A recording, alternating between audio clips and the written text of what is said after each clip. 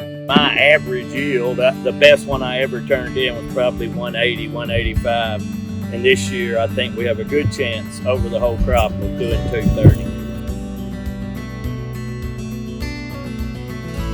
Well, the corn crop this year was planted later than other years because of wet weather, but it rained just basically all summer long. We got rain when we didn't need rain. We got rain. We just nearly had too much rain. And so corn, if it's fertilized properly and everything, and it gets rain, and sun, it's getting everything that it needs to make the best it can be.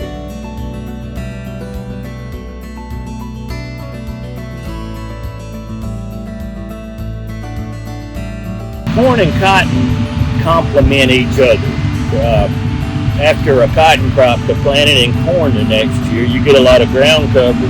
All these shucks and stalks decay, increasing organic matter, and corn is not a host for reniform nematode. Reniform nematode is one of our major pests that we have in cotton. So by planting it in corn, the reniforms don't have anything to eat on that year, so they die off in mass numbers. Unfortunately, not completely, but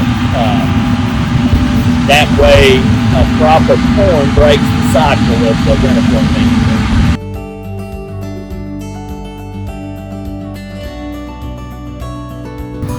The corn, for the most part in North Alabama, goes to the poultry mills, either from farmer direct to a poultry mill or farmer through a dealer go to a poultry mill. We have a lot of chickens in North Alabama, and they eat a lot of corn.